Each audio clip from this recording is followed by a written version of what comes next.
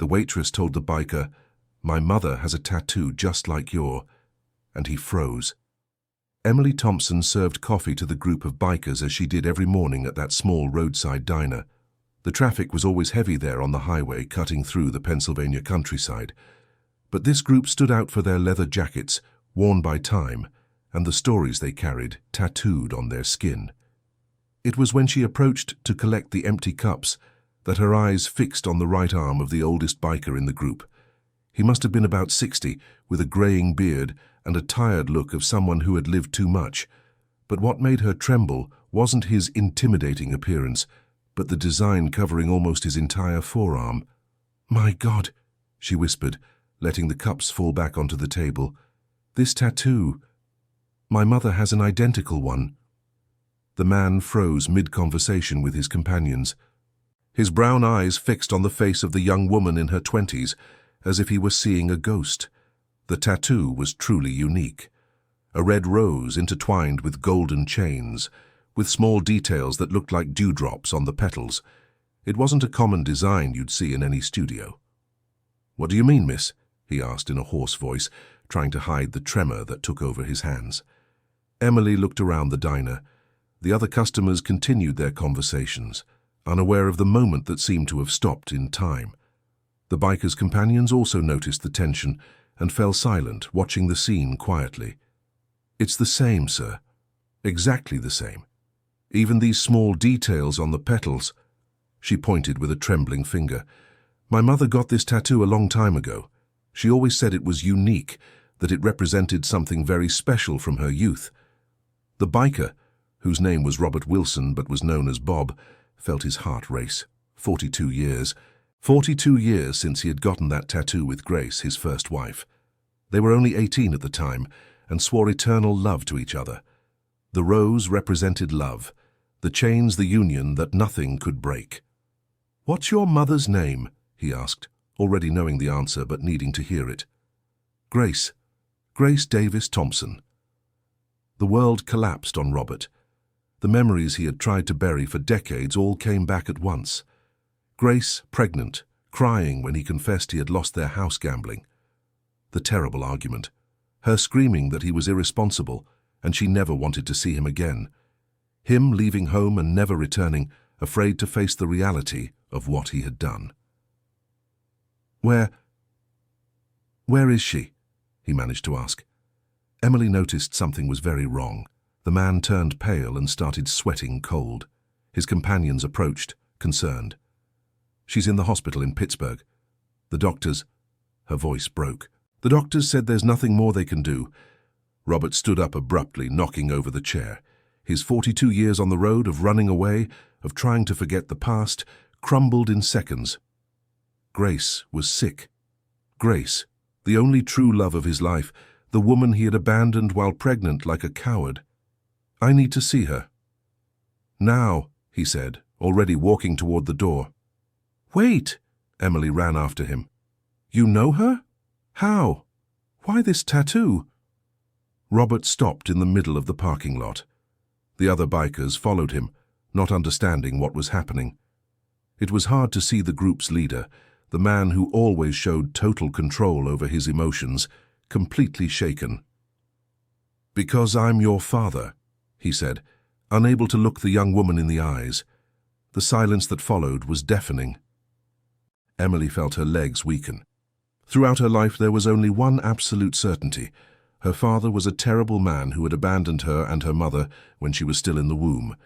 Grace always told her that he was a gambling addict, irresponsible, who ran away when he found out about the pregnancy and never gave any news again. "No, it can't be. My mother said, she said you were a coward, that you ran away and never showed up again." Tears began to stream down Emily's face. She wasn't lying. Robert lowered his head, shame weighing on his shoulders like a load of cement. "I was all of that indeed. I was 18, addicted to gambling, irresponsible. When she told me she was pregnant, I panicked. And when I lost our house in a stupid bet, she threw me out, and I didn't have the courage to fight for you." Dear listener, if you're enjoying the story, take the time to like and especially subscribe to the channel. It really helps us who are just starting out. Now continuing. Emily looked at the man who claimed to be her father. He was different from the monster she had imagined all her life. There was genuine pain in his eyes, deep remorse in the way he spoke. But the accumulated anger from decades of absence wouldn't disappear easily. 42 years, she said with a cutting voice. 42 years without a word. Do you know what it's like to grow up without a father? Do you know what it's like to see your mother work as a maid to support her daughter alone? I know there's no excuse, Robert approached slowly. But I thought about you every day, every single day of this miserable life of mine. Thinking isn't enough, Emily exploded.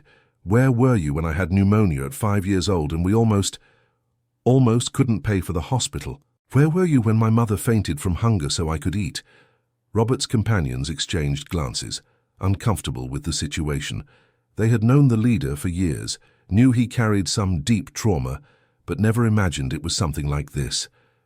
Charlie, Robert turned to one of the bikers, a man around 50. Can you take the others back? I need to stay here. Are you sure, boss? Charlie hesitated. I am. Go without me. After the others left, Robert was alone with Emily in the restaurant parking lot. The young woman tried to process everything that was happening. That morning had started like any other, and now she was face to face with the father she never knew. I want to see my mother, said Robert. Please. She won't want to see you. Emily wiped her tears with the back of her hands. She has a deep anger toward you. Always has. Even so, I need to try. Is she very ill? Emily hesitated before answering. The truth was that Grace had been given up by the doctors, an aggressive cancer that spread quickly through her body. She only had a few months left, maybe weeks. It's cancer. Terminal stage. The words hit Robert like a punch in the stomach. Grace was losing the fight for her life, and he had wasted all those years away from her out of pure cowardice. How long does she have? The doctors aren't sure. She's undergoing chemotherapy, but... Emily couldn't finish the sentence. Robert leaned against the motorcycle, feeling the weight of the lost years. Grace had always been a strong, determined woman, facing any adversity head-on. Imagining her wasting away in a hospital bed was unbearable. Did she remarry? Have other children? He asked, not knowing if he wanted to hear the answer. No, Emily shook her head. She never got seriously involved with anyone again. Always said men only brought trouble. Guilt gnawed at Robert even more. Grace had wasted her entire life because of the hurt he caused. She deserved to be happy, to have found someone who truly loved her, who would be there when she needed it most. I need some time to process all this. Emily began walking back to the restaurant. My shift isn't over yet. Emily, wait. Robert followed her. How did you grow up? Did you study? Are you doing well? She stopped and turned to him, her eyes still red from crying so much. I finished high school while working nights to help at home. I couldn't go to college because I didn't have the money. I've been working here since I was 16. My mother was a housekeeper her whole life until she got sick. We've always struggled, but we never went without because she always managed. Every word was a stab in Robert's heart. He imagined how different it would have been if he had taken responsibility. Emily could have studied, had a better life. Grace wouldn't have had to sacrifice so much. And you, are you married? Do you have children? I'm engaged to Julian. He works at the town's auto repair shop. We're getting married next year if we can save up for the celebration. Robert mentally noted the young man's name. He wanted to know what kind of man he was, if he would treat his daughter well, if he would be a better father than he had been. I'd like to meet him. I'm not sure that's a good idea.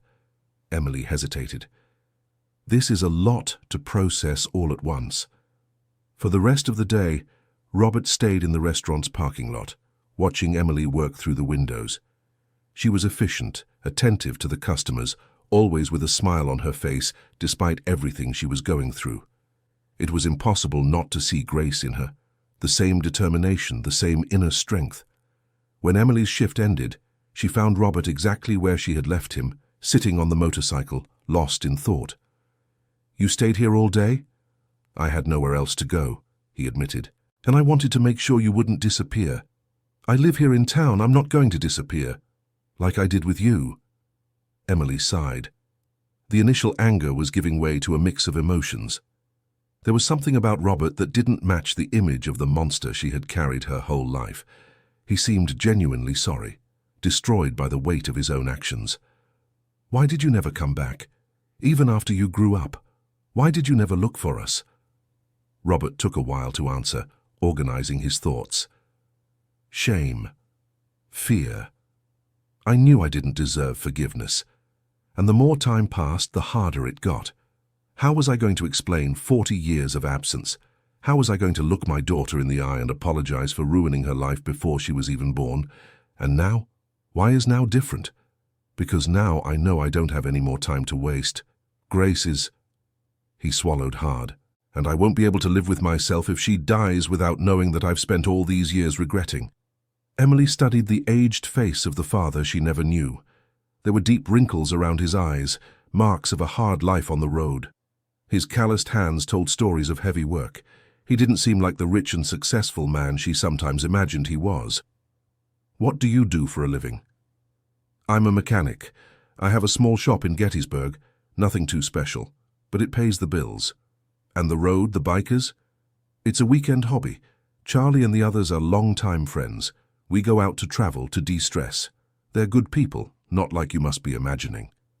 Emily nodded. She really had created a negative image of bikers, influenced by her mother's prejudices. I'm going home now. I need to tell my mother I met you. Does she still live in the same house? No. We moved a few times over the years. Now we have a simple little house near the hospital to make treatment easier. Robert wanted to ask to accompany her, but he knew it would be too hasty. Emily needed time to process everything, and Grace, he didn't even know how she would react upon learning he was there. May I give you my phone number? He asked, for you to call me if you want to talk, or if your mother, if she wants to see me. Emily took her phone and noted the contact. Robert Wilson, father. The words seemed strange on the screen of the device. I can't promise anything, she said before stepping away. My mother holds a lot of resentment, and I also need to sort out my own feelings about all this. I understand. Just, please let me know how she is. Even if she doesn't want to see me, I'd like to know if she's okay, if she needs anything. Emily nodded and walked toward the bus stop. Robert watched until she disappeared from view, then started his motorcycle and headed into the city. In the simple house where she lived with her mother, Emily found Grace resting on the living room sofa. The treatment left her very weak, and she spent most of her time sleeping or trying to ease the pain with medication. How was work today, daughter? Grace asked in a faint voice. Emily sat beside her mother, unsure how to begin, how to explain that the man they had hated for decades had suddenly appeared at the restaurant. Mom, I need to tell you something very important. Grace noticed the seriousness in her daughter's tone and struggled to sit up straight on the sofa. What is it? Did something happen at work? It's not about work. It's about my father. Grace's face immediately closed off. For 42 years she had managed to keep Robert out of their conversations and thoughts. The most she ever spoke about him was to explain to Emily why she didn't have a father present. Emily, you know I don't like talking about that subject. I know, Mom. But today he showed up at the restaurant. The silence that followed was heavy, laden with 40 years of suppressed hurt. Grace stared at her daughter as if she had said the most absurd thing in the world. That's not possible. How do you know it was him? The tattoo, Mom, the rose with chains. He has the exact same one as yours. Grace automatically brought her hand to her own arm, where the tattoo was hidden by her sleeve. She had gotten that design at 18, together with Robert, as a symbol of their eternal love. After he abandoned her, she had thought thousands of times about removing it, but never could. It was the only beautiful thing left from that time. I don't want to know about him, she said firmly. 42 years, Emily. 42 years without a word, without sending a single cent to help raise you. And now he appears out of nowhere. Mom, he was very shaken. He said he thought of us every day. Thought? Grace laughed bitterly. Thinking is easy, daughter. What's hard is being present. taking responsibility, raising a child alone on a maid's meager wages. Emily knew her mother was right. Grace had sacrificed her whole life for her, working in family homes since Emily was a baby. They never had luxuries, but there was always food on the table thanks to Grace's tireless effort. "He wants to see you, Mom." "Well, he can keep wanting. I have nothing to say to that man, and you, for heaven's sake, don't go getting your hopes up about him. You don't know him, you don't know what he's capable of." "But, Mom, he seems sincere." "Emily." Grace raised her voice as much as her strength allowed. "You were just a baby when he showed his true colors. I trusted him, believed in his promises, and he betrayed me in the worst way possible. He gambled away our house, Emily, the house where you were supposed to grow up. And when I needed him most, when I was pregnant and scared, he ran away like a coward." Tears began to stream down Grace's face. It was rare for her to get so emotional when talking about Robert. She usually managed to keep her anger in check, but the news of his reappearance brought all the old wounds back to the surface. "I understand you're hurt, Mom. But he is sorry. He said he spent all these years regretting it." "Easy to regret now, huh? Now that I'm dying. Now that you're all grown up. Now that the hard times are over. Where was the regret when I was fainting from hunger so you could eat?" Emily hugged her mother, feeling her fragile body tremble with emotion. Grace had lost a lot of weight because of the treatment, and her hair, once thick and brown, was now sparse and grey. "I'm sorry, Mum. I didn't want to upset you. I just thought you had the right to know." "You did the right thing by telling me." Grace wiped her tears. "But make it very clear to him that I don't want to see him. I don't want him showing up here, at the hospital, or anywhere I am." "Okay, Mom. I'll talk to him." But Emily knew it wouldn't be that simple. There was something about how Robert had reacted upon hearing about Grace's illness that made her believe he wouldn't give up easily, and a part of her, a small but persistent part, wanted to get to know the man who was her father better. The next morning, Robert showed up at the restaurant again. Emily wasn't surprised to see him, but she noticed he looked like he hadn't slept. His eyes were red and swollen, his clothes wrinkled as if he had spent the night on the road. "How is she?" was the first thing he asked when Emily approached the table. "Physically the same, emotionally shaken. She doesn't want to see you." Robert nodded, as if he had expected that answer. "And you? How do you feel about all this?" Emily poured him some coffee before answering. The question was complex. How do you feel about meeting your father at 22? How do you process decades of absence all at once? "Confused," she admitted. Part of me is very angry with you. Part of me is curious, and a small part wants to believe you've changed." "I have changed," Robert said with conviction. "It took me a while, but I changed. I stopped drinking, I stopped gambling, I built an honest life, but I know that doesn't erase what I did." "Why did you stop? What made you change?" Robert stirred his coffee absently, remembering the exact moment his life took a different turn. "About 20 years ago, I met a man on the road. He had lost his family in an accident while driving drunk. He was completely broken, thinking about doing something stupid. When I heard his story, I saw myself in the mirror. I realized I had destroyed my family in a different way, but the result was the same. They were suffering because of me. And yet you didn't look for us." "No, because I thought it was too late. And I was afraid to find out that you were better off without me, that I would just mess up your lives by showing up out of the blue." Emily watched Robert as he spoke. There was a sincerity in his words that was hard to fake, but there were also 42 years of absence weighing against him. "My mother spent her whole life working as a housekeeper to support me. She never married again, never had a serious boyfriend. She always said men only brought trouble.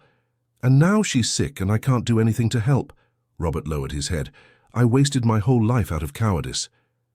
"You can do something," Emily said slowly. "The treatment is very expensive. Our family doesn't have the money for the best medications, the best clinics. We rely only on the public hospital." Robert immediately lifted his head. "How much? How much does the best treatment cost?" "My God, I don't know. We've never even looked into it because we know we can't afford it.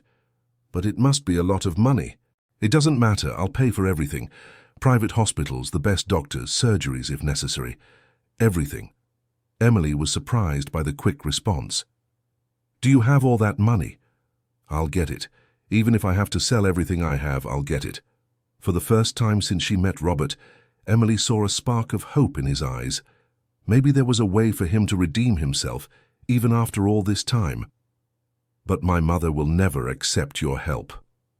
Then she doesn't need to know it's from me, Robert said without hesitation. You can say you got a loan, that a government program came up, anything. You would do that? Pay for an expensive treatment without taking credit? Emily, if I could trade places with her, I'd do it right now. It's the least I can do after 40 years of absence. Dear listener, if you're enjoying the story, please take a moment to like and especially subscribe to the channel. It really helps us who are just starting out. Now continuing. That afternoon, while Grace was sleeping at home, Emily went out to research private cancer treatments. What she found made her even more impressed with Robert's proposal. The costs were truly astronomical, far beyond what they could pay, even by combining savings from several lifetimes. She called Robert and they arranged to meet at a city square, far from the restaurant and the house where she lived with her mother. I researched the treatments, she said, as soon as he arrived. It's over $100,000 just to start. That's not including medications, tests, possible surgeries. Robert showed no hesitation. It's fine. I'll sell my workshop, my house, my motorcycle. I'll get that money. Are you sure? It's your entire life's work. Emily, my entire life's work isn't worth even one more day of life for your mother, for my Grace. There was deep emotion in his voice when he said Grace's name. Emily realized that, despite all the years and all the mistakes, Robert still loved her mother. You still love her, don't you? Robert took a while to answer, looking at the horizon as if he could see the past unfolding before him. I never stopped loving. I tried to forget. I tried to move on. I even had relationships with other women over the years. But Grace was always the love of my life. The only difference is that now I know how to value that. And if she doesn't get better even with the treatment, what if it's too late? Then at least I'll know I did everything in my power. And maybe she can forgive me before... Robert couldn't finish the sentence. The possibility of losing Grace for good was something he couldn't accept, even knowing it was a near reality. I'll talk to her, Emily decided. I'll try to convince her to accept the treatment, but you can't show up for now. If she finds out it's your money, she'll refuse, even if it means... I understand. Do it however you think is best. During the following days, Robert began selling his assets. The workshop was the first to go. He had built that business over 15 years. It was his source of income and his pride. But he gave it all up without blinking. The house came next, a small rural property where he had lived alone for over a decade. Meanwhile, Emily worked to convince Grace to accept better treatment. She made up a story about a special government program for low-income people with cancer. Grace was suspicious at first, but the hope of living a little longer spoke louder. Are you sure it's from the government, dear? These things usually have a catch. I am, Mom. I researched everything. It's a new program and you fit the profile perfectly. The only requirement is to start the treatment as soon as possible. Grace agreed to try. The following week, she was transferred to a private clinic in Philadelphia, where she would be monitored by the best oncologists in the state. The change was impressive. The room was comfortable, the food was good, and the doctors had time to explain every procedure in detail. This doesn't look like Medicaid at all, Emily, Grace commented, observing the luxurious surroundings. It's a partnership with private initiative, Mom, to show that the government can also offer quality. Emily hated lying to her mother, but she knew it was the only way for Grace to accept the treatment, and the results began to appear quickly. The new medications were more modern and effective. Grace began to feel less weak, the pain decreased, and she even regained some of her appetite. Robert monitored everything from a distance, through the reports that Emily sent him by message. He had moved to a small rented apartment in Philadelphia to be near the hospital, but he never got close enough to be seen. One day, while Grace was having a chemotherapy session, Emily went down to the hospital lobby to have a coffee. That's when she saw Robert sitting in a corner, watching the activity from afar. "What are you doing here?" she asked, approaching him. "I can't stay away. he admitted. "I know I promised not to show up, but I needed to be close in case something happens." Emily sat down beside him. Over the past few weeks, they had talked a lot on the phone. Gradually, she was getting to know the man who was her father better. Robert told her about his life on the road, about the mistakes he had made, about how he had tried to redeem himself over the years by helping other bikers in trouble. "How is she today?" he asked. "Better, much better. The doctors are optimistic. They say she responded well to the new treatment and that there are real chances of a cure." Robert closed his eyes and sighed in relief. In the past few weeks, he had sold everything he owned to pay for the treatment. Now he worked as a mechanic in a small shop, earning much less than before but seeing every penny worth it. "I want to meet Julian," he said suddenly. "My fiancé." "Yes, if you're going to get married, I'd like to meet the man who will take care of my daughter." Emily hesitated. Julian knew the whole story, but he hadn't met Robert in person yet. She didn't know how he would react.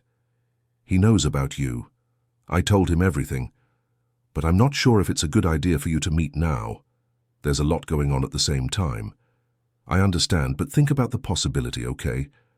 I know I don't have the right to play the father role now, but I'd at least like to meet him." Emily nodded. Lately, her view of Robert had changed drastically. The man she had met was not the monster she had imagined all her life. He was someone who had made terrible mistakes in his youth, but was genuinely trying to redeem himself. "There's something I need to tell you," Emily said after a few minutes of silence. "What is it?" "My mum. She talks about you when she's under the effect of the medication. Yesterday she called me Robert twice, and the other day she kept fiddling with the tattoo and asked if the chains were still strong." Robert felt his heart race. Even after all this time, even with all the hurt, Grace still thought of him. "What else did she say?" "Things from the past. How you met, what your relationship was like. She said you were the most handsome man she had ever seen, that you made her laugh like no one else could." "And I ruined everything," Robert murmured. "She also said you had a gambling problem since you were young, that she always knew it would be an issue, but that she loved you anyway. I really was addicted. I started as a teenager, betting on cockfights, card games. When I met your mother, I tried to stop. I managed to go a few months without gambling, but after she got pregnant, the desperation of not having money made me bet again. And you lost the house. The house I had put a down payment on. It was supposed to be our home, the place where you would grow up. I bet it all in one night of poker and lost everything." Emily tried to imagine how Grace must have felt at that moment, pregnant, full of dreams and hopes, and suddenly discovering she had nowhere to live. "That's why she threw you out." "It wasn't exactly like that. I told her what I had done, hoping she would forgive me, that we could find a way to manage. But she looked at me with such deep disappointment, said I was just an irresponsible boy, that she couldn't trust her daughter's future to someone like me. And you agreed with her. I knew she was right. I really was irresponsible. I didn't have the emotional or financial stability to be a father, so I left home saying I needed some time for things to cool down, but I was actually running away. And you never came back. I never had the courage to go back. The more time passed, the harder it got. How would I explain a week of absence, a month, a year? It became a snowball I couldn't stop." Emily stayed silent for a few minutes, processing everything Robert had told her.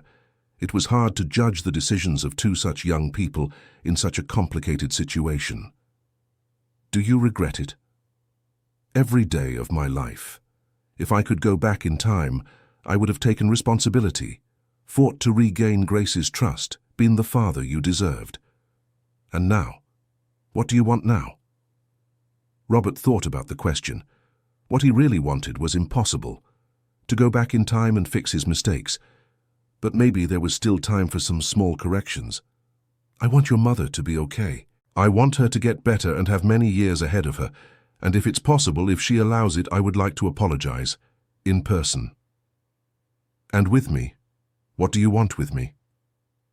"I would like to be your father. I know it's too late for that. I know you've already grown up and don't need me, But I would like to be present in your life to get to know the amazing woman you've become better, to be at your wedding if you'll let me." Emily felt her eyes fill with tears. Her whole life she had dreamed of hearing those words from a father. Now that she finally heard them, she didn't quite know how to react.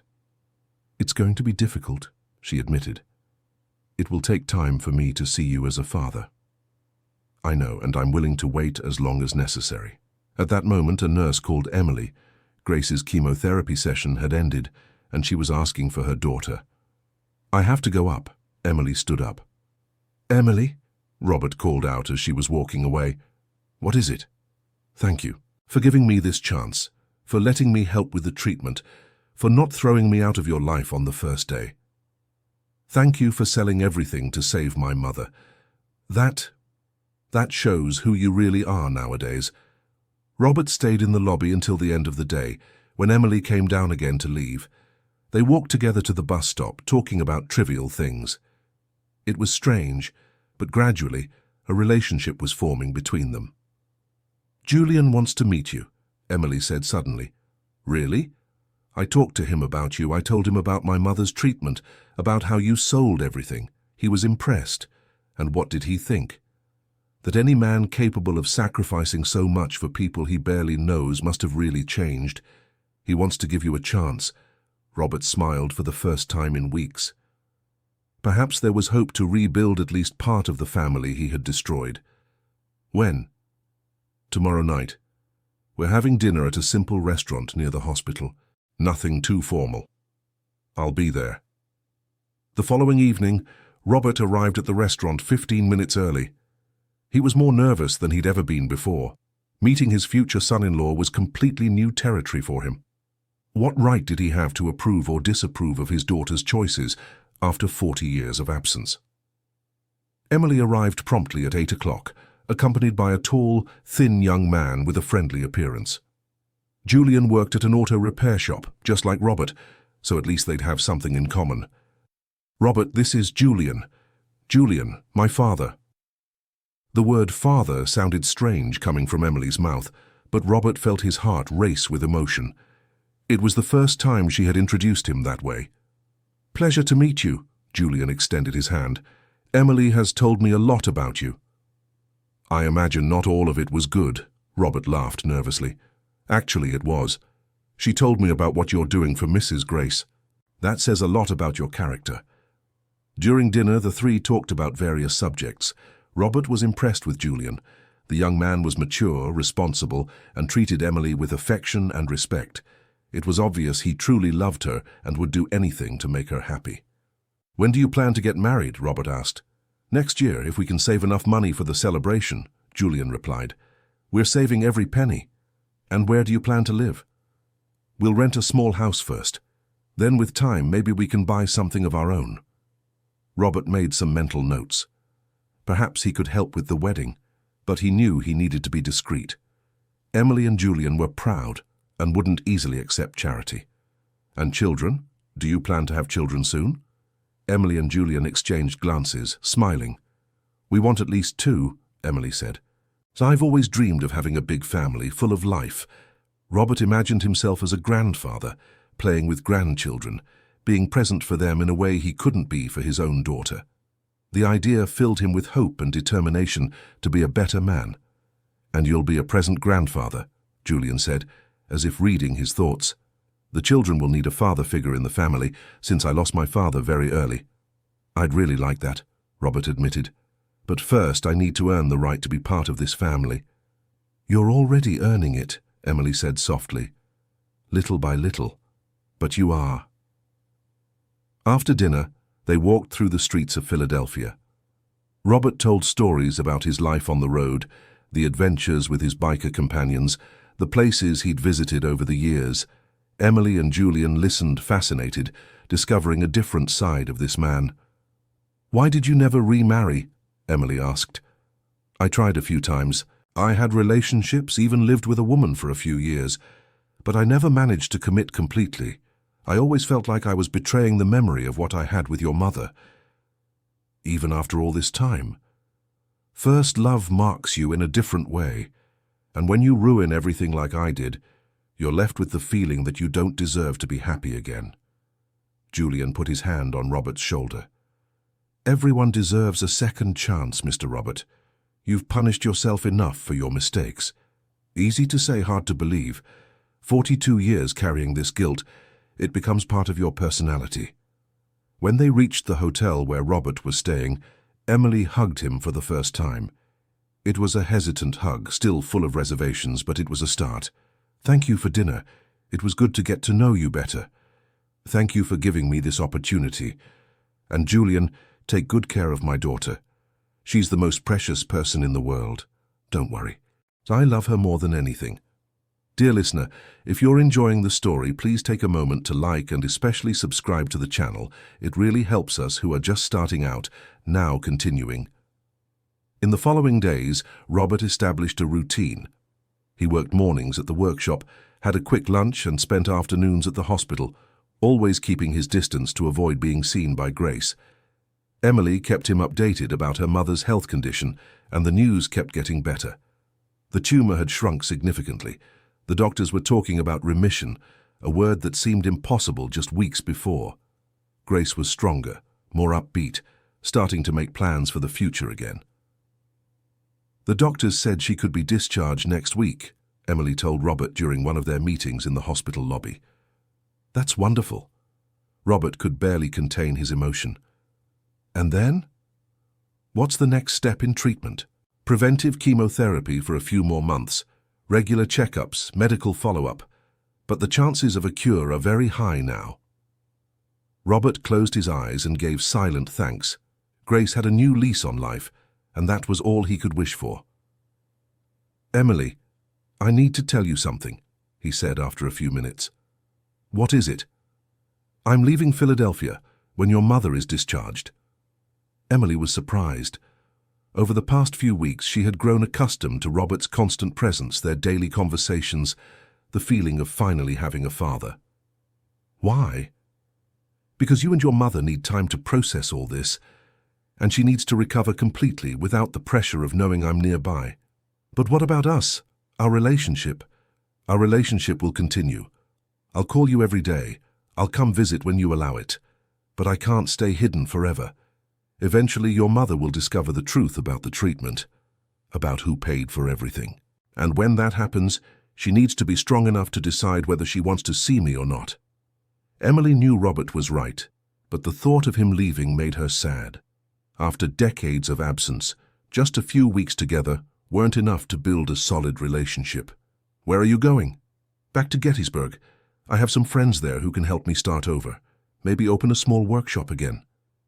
And what if my mother never wants to see you? What if she finds out about the money and gets even angrier? Then at least I'll know I did what was within my power, that I tried to be the man I should have been 40 years ago. On the day of Grace's discharge, Robert was at the hospital as always, watching from a distance. He saw Emily help her mother walk to the car, saw how much stronger and more animated Grace looked. It was one of the most beautiful scenes he had witnessed in many years.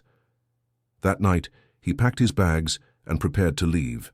He had left a letter for Emily, explaining everything he couldn't say in person, and an envelope with money to help with her wedding expenses. But the next morning, when he was already on the road back to Gettysburg, his phone rang. Robert. It was Emily's voice, clearly shaken. What's wrong? Is your mother feeling sick? No, she's fine. But Robert... She found out. Robert's heart stopped for a few seconds. Found out what? About the money. About you paying for the treatment. A nurse mentioned something about private funding. My mother got suspicious and insisted until she discovered the truth. Robert pulled his motorcycle over to the shoulder of the road. His hands were trembling. How did she react? She's furious. Said she doesn't want anything from you. That she'd rather have... Emily couldn't finish the sentence. That she'd rather have died than owe anything to me, Robert completed. Robert, she's very upset. I don't know what to do, and I'm coming back. Right now I'm coming back to talk to her. No, she said, if you show up here, she'll go somewhere else and you'll never find us again. Robert felt the world crumbling again. After weeks of hope, seeing Grace recovering, Imagining there might be a chance for reconciliation, everything had collapsed because of an unfortunate comment from a nurse. "What do I do, Emily? Tell me what to do." "I don't know, Robert. I honestly don't know." Robert hung up the phone and stayed there on the shoulder for almost an hour, trying to decide what his next move would be. Going back would mean risking losing Emily too. Not going back meant accepting that Grace would keep hating him until the end of her life. Finally, he made a decision. He started the motorcycle and continued his trip to Gettysburg, but this time he wasn't running away. He was giving Grace space to process the information and make her own decisions. In Philadelphia, Grace was inconsolable. Knowing Robert had paid for her treatment made her feel like she was in debt to the man she hated most in the world. "How dare he?" she repeated to Emily. "After 40 years, how dare he show up pretending to be a hero?" "Mum, he's not pretending to be a hero, he just wanted to help you." "And why didn't he show up to help when I needed it? When you were a baby and I didn't even have money for diapers?" Emily didn't know how to respond. Grace's questions were valid, and her anger was understandable. But she had also seen Robert's sincere side, the genuine regret, the sacrifice he made to pay for the treatment. "Mum, regardless of the past, he saved your life." "He didn't save anything. The doctors saved, medicine saved, he just paid. He paid by selling everything he had. The house, the workshop, everything." Grace fell silent for a few minutes, processing this information. He sold everything. Everything. He's living in a tiny rented apartment, working as an employee in a small shop. He gave up a whole lifetime of work to pay for your treatment. "That doesn't change anything," Grace said, but her voice was less firm. "Mum, I understand your anger. I understand your resentment. But what he did for you, that wasn't something a bad man would do." Grace stood up and walked to the living room window. Outside, life went on as usual. People coming and going, children playing in the street, couples walking hand in hand. She had almost lost all that because of cancer. Where is he now? He went back to Gettysburg, said he wouldn't show up here anymore. Of course, running away again as always. "Mum, he's not running away. He's respecting your wishes. You said you didn't want to see him." Grace sat back down, clearly torn between conflicting feelings. Did he ask about me during the treatment?" "Every day. He wanted to know how you were, if the pain had gone away, if you were eating well. He suffered along with you, even from a distance." "And you? How do you feel about all this?" Emily hesitated before answering. It was a complex question that stirred deep feelings. "I spent my whole life hating a man I didn't know. Now that I've met him, it's hard to keep hating. He made terrible mistakes when he was young, but today he's a different person." "You want to have a relationship with him?" "I do. I want to know my real father, understand who he is, maybe even forgive him someday. But only if you're okay with it." Grace closed her eyes. For 42 years, she had nurtured her anger against Robert as a way to protect herself from the pain of rejection. Now knowing that he had sacrificed everything to save her, put everything into perspective. "I need time to think," she finally said. "Take all the time you need, Mom." In the following weeks, Grace recovered physically, but remained emotionally shaken. The knowledge that Robert had paid for her treatment completely changed her perception of him. She began questioning whether the image she had created of him over the years matched reality. One afternoon, while organizing some old belongings, she found a box she hadn't opened in decades. Inside were photos from when she dated Robert, letters he wrote to her, and even a small engagement ring he had given when they got engaged. Emily came home from work and found her mother sitting on the living room floor, surrounded by memories from the past. "What's all this, Mom?" "Old things. Things I should have thrown away a long time ago," Grace said, but there were tears in her eyes. Emily sat beside her mother and picked up one of the photos. It showed Robert and Grace in a park, both smiling, clearly in love. They were just teenagers, full of dreams and hopes. "You were so young.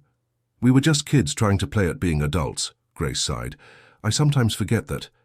In my memory, he was always the man who abandoned me.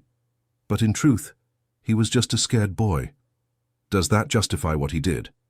"It doesn't justify it, but maybe it explains it." Emily picked up one of the letters and read it aloud.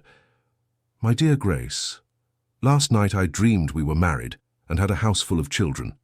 You were smiling, and I was happier than I've ever felt before. When I woke up, I promised myself I would do everything to make that dream come true. I love you more than anything in this life. Robert. When did he write this? A few weeks before we found out I was pregnant. Grace wiped away a tear. He really wanted to build a family with me. The problem was he didn't know how. And now, Mom, what do you feel now? Grace remained silent for a long time, looking at the photos and letters scattered on the floor. Confusion, a lot of confusion. 40 years of anger don't disappear overnight. But I also can't deny that what he did for me was incredible. Do you want to see him? I don't know. Part of me does. Part of me is still afraid. Afraid of what?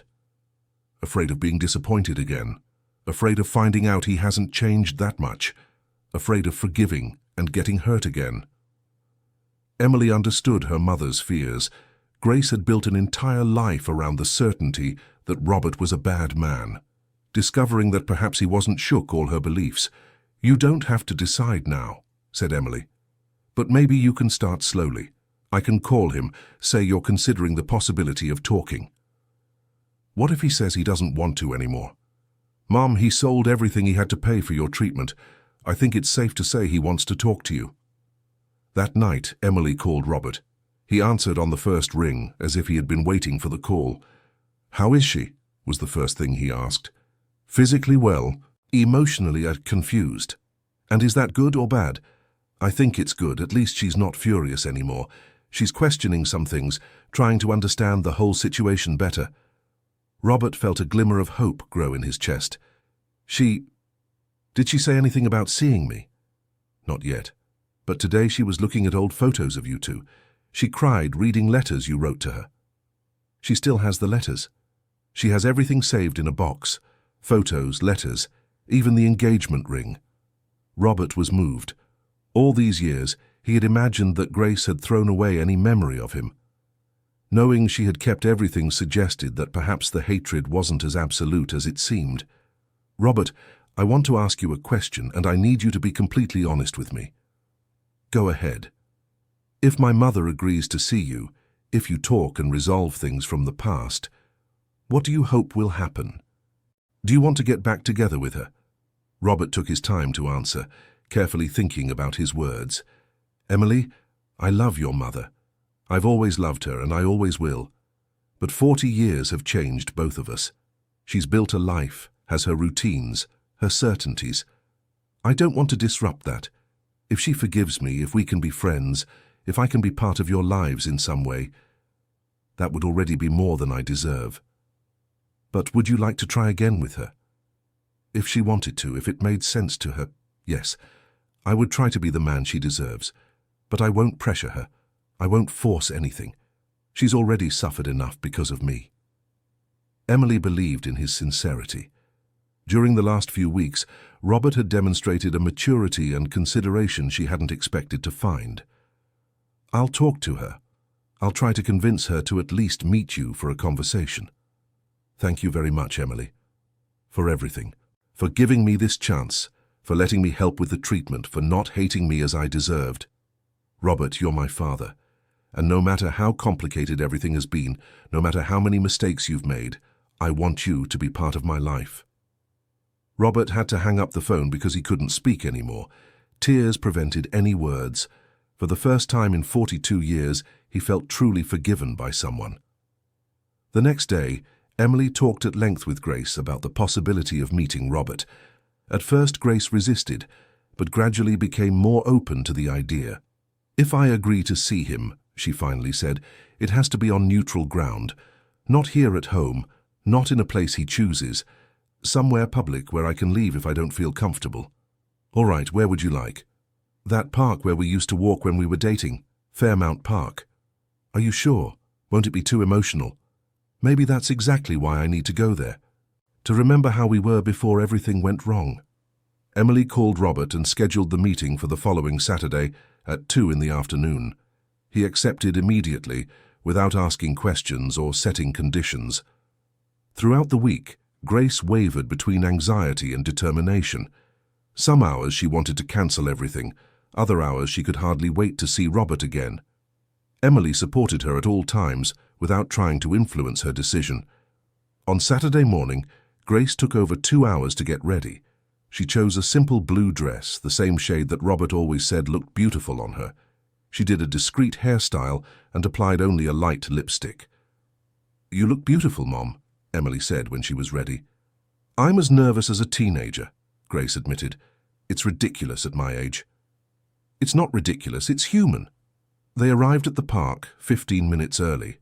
Grace wanted to arrive first to choose where to sit, to have control over the situation. She chose a bench near the lake, where she used to sit with Robert on sunny Sundays when they were young.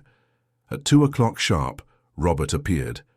Grace saw him before he saw her, and had a few seconds to discreetly observe him. He was thinner than in old photos, his hair completely grey, deep wrinkles on his face. But he was still handsome in his way, still had the same confident walk that had attracted her in her youth. When Robert saw her, he stopped for a few seconds, as if he couldn't believe she was really there. Then he walked slowly to the bench, clearly nervous. "Hi, Grace." "Hi, Robert." They remained silent for a few minutes, unsure how to start a conversation after 42 years apart. Emily had agreed to return after an hour, giving them time to talk alone. "Are you okay?" Robert finally asked. "With the treatment, I mean." "I am. The doctors say the chances of a cure are very high." "I'm glad, really glad." Another awkward silence. Robert wanted to say so many things but didn't know where to begin. Grace watched him discreetly, trying to reconcile the man before her with the memories she had kept all these years. "Thank you," she said suddenly. "For what?" "For the treatment. For selling everything to help me. I know it wasn't easy." "It was the easiest thing I've ever done in my life," Robert replied without hesitation. "If I could give my own life to save yours, I would." "Why? After all this time, why?" Robert looked at the lake where some ducks were swimming peacefully. It was the same scene they had watched together decades ago. "Because I never stopped loving you. I tried, Grace. God knows I tried. But you were always the only woman in my life." "Robert." "Let me speak, please. I know I have no right to say these things after what I did. I know I hurt you in a way that may never be forgiven. But I need you to know that not a day has gone by in my life when I haven't thought of you and Emily." Grace felt her eyes fill with tears. "If you thought about us so much, why did you never come back? Cowardice, shame, fear of finding out you were doing fine without me, and that I would only get in the way. And we weren't doing fine, Robert. It was very hard, really hard." "I know. And that will haunt me for the rest of my life. Knowing that you suffered because of me, that I could have been there to help and I wasn't." Grace turned to look him directly in the eyes for the first time. "You've really changed, haven't you? You're not that irresponsible boy I knew anymore." "I've changed. It took a while, but I've changed. I stopped drinking, I stopped gambling, I built an honest life. But what's the point of changing if the people you love aren't there to see it?" "Robert, I hold a lot of resentment toward you. 42 years feeding this anger. It's not easy to let go. I understand, and I'm not asking you to forget or forgive. I just wanted the chance to apologize in person and to say I'm sorry, really sorry." Grace remained silent for a few minutes, watching the ducks on the lake. Robert respected the silence, knowing she was processing complex feelings. "Do you remember what we used to do here on Sundays?" she finally asked. "I remember everything. You used to bring bread to feed the ducks. I brought the guitar. We would spend the whole afternoon here talking about our dreams." "What were those dreams?"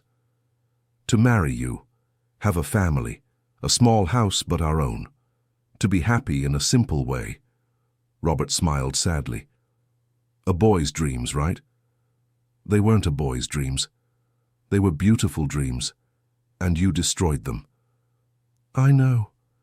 And if I could go back in time—" "But you can't," Grace interrupted him. "No one can. We can only deal with what we have now." "And what do we have now?" Grace thought about the question. What did they have now? A daughter in common who was already an adult, 40 years of life apart. An illness that almost killed her and was cured by his sacrifice. Sweet and bitter memories of a youthful love. We have a wonderful daughter who wants to get to know her father better. We have the chance to be friends, perhaps. We have the opportunity to leave the past in the past and build something new. Could you ever forgive me? I don't know, Robert. Honestly, I don't know, but I'm willing to try. When Emily returned an hour later, she found the two talking more relaxed. There was still tension. There were still unresolved issues, but the first step had been taken. How was it? Emily asked when Robert walked away to get something to drink. Difficult, very difficult, but necessary, Grace replied. He really seems to have changed. And what he did for me, that changed a lot in how I see him. And now? Now we're taking it slow, seeing if we can build a friendship, a healthy relationship, for his sake, mine, and especially yours. When Robert returned, Grace made a proposal. How about you come over for dinner next Sunday? Nothing too fancy, just a home-cooked meal. I'd like to get to know the man you've become better. Robert almost dropped the soda he was holding. Really? Are you sure? I am. I think you two deserve more time to get to know each other as father and daughter, and I need to overcome my fears and prejudices. That Sunday, Robert arrived at Grace and Emily's house carrying flowers and a bottle of juice, since he had completely stopped drinking. The house was simple but cozy, filled with photos of Emily at different stages of her life. Was she always this beautiful? He asked, looking at a picture of Emily as a child. Always, Grace smiled. And she was always smart, responsible, never gave me any trouble. She takes after you. Some things she takes after you too. The stubbornness, for example, and the way she moves her hands when she gets nervous. Robert watched Emily setting the table and really noticed she had some of his gestures. It was strange and moving to discover similarities with the daughter he hadn't raised. During dinner they talked about many things. Robert told them about his life in Gettysburg, about his biker friends, about how he built his workshop. Grace talked about her work as a housekeeper, about how she raised Emily alone, about the hard times and the small victories. Do you regret not getting married again? Robert asked. Sometimes, especially when I saw other families, fathers present in their children's lives. But I was also afraid to trust someone and be abandoned again. Because of me. Because of you, she confirmed, but without anger in her voice. But that was my choice. I could have tried to move on. I could have given other men a chance. And why didn't you? Grace hesitated before answering, looking at Emily as if asking for permission to be honest. Because none of them were you. The silence that followed was filled with emotion. Robert felt his heart race, but he tried not to get his hopes up beyond what the situation allowed. Grace. No, Robert. I'm not saying this to give you false hope. I'm saying it because it's the truth. You were my first love, my first everything. And no matter how much you hurt me, no matter how much I tried to hate you, a part of me always loved you. Emily was moved, hearing her mother's confession. All her life she had seen Grace as a strong and independent woman, but she had never fully understood the emotional price she had paid for it. Mom, she tried to say something, but Grace interrupted her. Let me finish, honey. Robert, I said I loved you. I don't know if I still love you. I don't know if I can love you again. 40 years have changed a lot about me, but I know I don't hate you anymore. And I know you did something for me that no one else would have done. What I did was the least I could do, less than the least. No, it wasn't. You sold your whole life to save mine. That means something. Robert felt it was the moment to be completely honest about his feelings. Grace, I love you. I still love you. In the same way I loved you when we were young, just now with the maturity I didn't have back then. I know it's probably too late. I know you might never be able to forgive me completely. But I want you to know that if you give me a second chance, I'll spend the rest of my life trying to deserve it. Robert, you don't have to answer now. You never have to answer if you don't want to. I just wanted you to know. Grace looked at the man before her. He was different from the boy she had loved in her youth, but also different from the monster she had created in her imagination during decades of resentment. He was someone who had made many mistakes, but who had also learned and changed. "I need time," she finally said, "a lot of time, to process all this, to understand my own feelings, to make sure any decision I make is the right one. Take all the time you need. And during that time, I'd like you to be part of our life. As a friend, as Emily's father, no pressure, no romantic expectations, just present." Robert nodded eagerly. "I'd like that very much." Emily smiled, seeing that finally her family was coming together, even if differently than she had always dreamed. In the following weeks, Robert became a constant presence in Grace and Emily's life.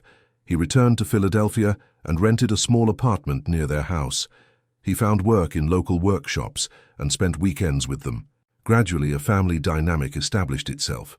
Robert helped Emily with wedding preparations, gave advice about life, was present as a father should be. With Grace, the relationship was more complex, but it was evolving positively. One day, Grace woke up feeling sick. The immediate fear was that the cancer had returned, but tests showed it was just a bad flu. Even so, Robert didn't leave her side, caring for her as if it was something much more serious. "You don't have to stay here," Grace said, watching him prepare tea for her. "I want to stay. 40 years without taking care of you when you were sick. Now I can do that." "Robert, can I ask you a personal question?" "Of course."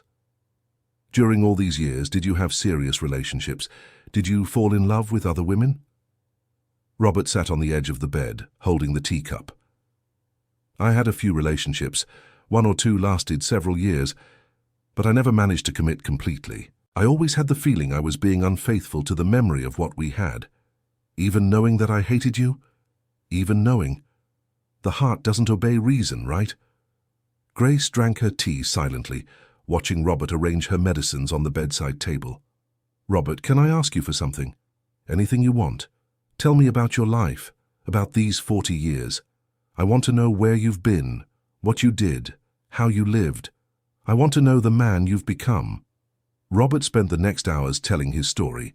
He spoke about the difficult early years after leaving home, about how he fell into alcoholism, about the jobs he lost because of his addiction.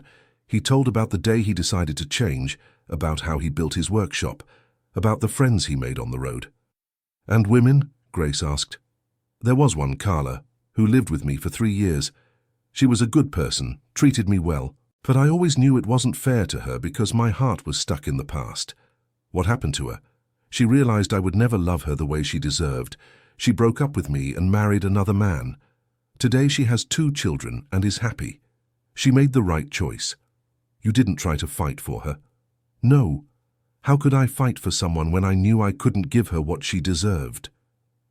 Grace understood that Robert had spent 40 years punishing himself, depriving himself of loving and being loved because of the mistakes he made in his youth. "You punished yourself too much, Robert." "Maybe, but it was what I felt I deserved." "And now? How do you feel now?" Robert looked into Grace's eyes, seeing a tenderness there that he hadn't seen in decades. "Now I feel like maybe there's still time to be happy, to do the right things." "Robert, can I tell you something?" "Of course." "During all these years, in the toughest moments I thought of you. When Emily was sick and I had no money for the doctor, when I was so tired I couldn't even get out of bed, when I felt completely alone, part of me wished you would show up to help us. Why did you never look for me? Pride, anger, fear of being rejected, and also because I thought you had moved on with your life and didn't want anything to do with us. Grace, if you had looked for me at any time in these 40 years, I would have dropped everything to come back to you. Even in the early years, when you were lost in alcohol and gambling. Especially in those years, you and Emily would have been my salvation much earlier."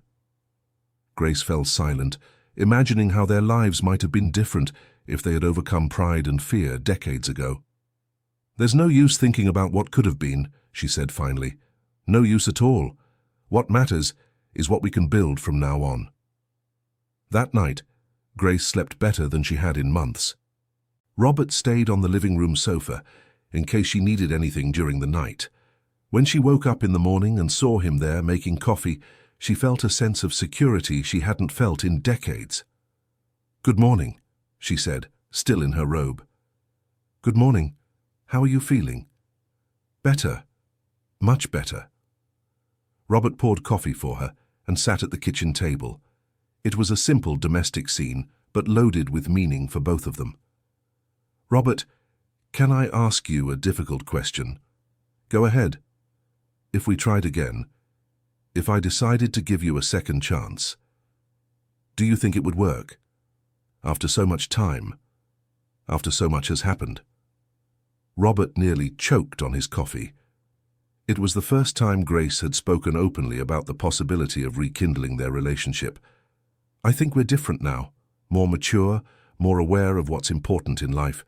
If we tried again, it would be a completely new relationship between two new people.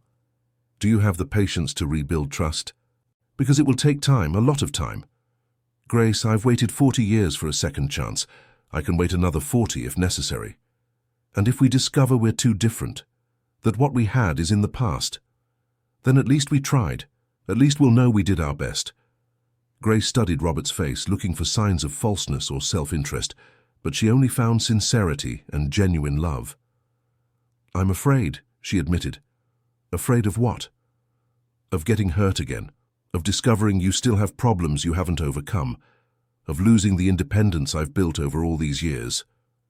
Those are valid fears, and I'll do everything to show you that you can trust me. But if at any point you feel it's not working, you can stop. No guilt, no drama. And you, aren't you afraid?" "I'm very afraid. Afraid I won't be able to be the man you deserve. Afraid of making mistakes again. Afraid that 40 years is too long to recover." "But you still want to try?" "More than anything in life." Grace finished her coffee and spent a few minutes observing Robert. He was older, more tired, but there was a peace in his eyes that she didn't remember seeing in their youth. "Let's take it slow," she said finally. "What?" "Let's try, but slowly. No rush, no pressure, as if we're getting to know each other for the first time." Robert felt his heart race. After 40 years, Grace was giving him a second chance. "Are you sure?" "I'm not sure of anything, but I'm sure it's worth trying." Robert rose from his chair, went over to where Grace was, and slowly took her hands.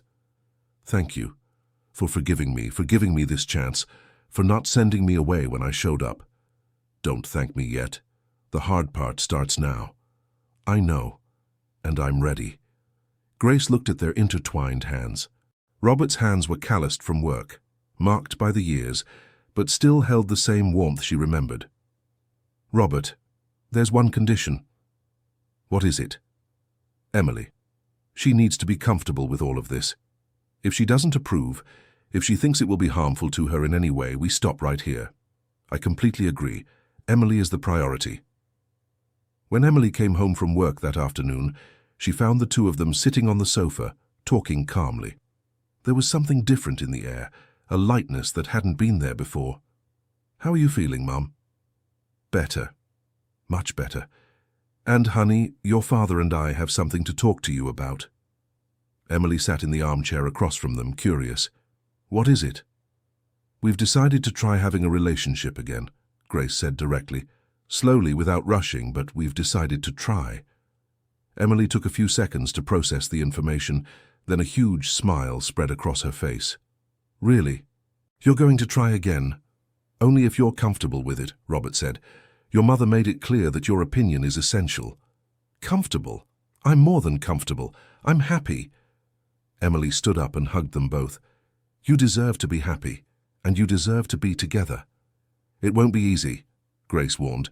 "We'll have problems, we'll argue, we'll have to learn to live together after 40 years apart." "All couples have problems," Emily said. "What matters is that you love each other and are willing to try." That night, for the first time in 42 years, Robert slept in the same house as Grace and Emily, in the guest room, respecting the pace they had set, but present. In the following months, they took it slow as they had promised. Robert and Grace went out to dinner, talked for hours, rediscovered each other as mature people. There were moments of tension when old hurts resurfaced, but there were also moments of rediscovery and new passion. Emily and Julian's wedding was scheduled for Christmas. Robert insisted on paying for the entire celebration as a way to make up for all the milestones he had missed in his daughter's life. Grace initially resisted, but ended up accepting when she realized how much it meant to him. On the eve of the wedding, Grace and Robert were on the porch of the house, watching Emily make the final preparations. "She looks beautiful," Robert said. "She does, and happy. That's all I ever wanted for her." "Grace, can I ask you a question?" "Of course." "Do you regret it, giving me this second chance?" Grace looked at Robert, seeing the man he had become. Over the past months, he had proven to be exactly what he said he was. Someone who had changed, who had learned from his mistakes, who was genuinely committed to doing things right. "I don't regret it one bit. In fact, I think we waited too long." "I think so too. Robert, there's something I never told you." "What is it?" "All these years, even while hating you, even holding on to all that anger, I never took off my engagement ring." Robert looked at Grace's hand and truly saw the small ring he had given her when they were 18. "Why?" "Because it was the only beautiful thing left from our story, and because, deep down, I always knew you were the love of my life." Robert took Grace's hand and kissed the ring she had worn for 40 years. "Grace Davis Thompson, will you marry me?" "Again?" Grace laughed through her tears. "Robert Wilson, are you proposing to me on the eve of our daughter's wedding?" "I am, and this time I promise it will be forever." "Then yes, I accept." Again. The next day, Emily married Julian in a beautiful and emotional ceremony. Robert walked her down the aisle, finally fulfilling the father role he had dreamed of playing. During the celebration, he and Grace announced their own engagement, to the joy of all present. 6 months later, in June, Robert and Grace married in a simple but meaningful ceremony. 43 years after their first engagement, they were finally together again. At the wedding, Grace wore the same blue dress from their first date in the park, adapted for the occasion. Robert made sure to repeat the vows he had written in his youth, but added promises that only maturity could bring. "Grace, 40 years ago I promised to love you forever, but I didn't know what that meant. Today I do. It means being there in the tough moments, putting you and our family first, growing together, forgiving together, aging together. I promise to be the man you deserve every day of my life." Emily, who was 3 months pregnant, cried throughout the ceremony. She finally had the complete family she had always dreamed of. 1 year later, when their first grandchild was born, Robert was in the hospital waiting room holding Grace's hand, eagerly waiting to meet Gabriel Robert, who would carry the name of the grandfather he almost never knew. "We did it," Grace said, seeing the baby for the first time. "Did what?" "Turn a story of abandonment into a story of love. Turn 40 years of separation into a new chance at happiness." Robert looked at his grandson, at Emily, at Grace, and finally understood what it meant to be whole. End of story. Dear listeners, this story teaches us that it's never too late for forgiveness and that true love can withstand even the greatest adversities. Tell us in the comments, do you believe Grace made the right decision by giving Robert a second chance? And you, have you experienced similar situations? Leave your honest opinion, and if you enjoyed the story, don't forget to like and, most importantly, subscribe to the channel.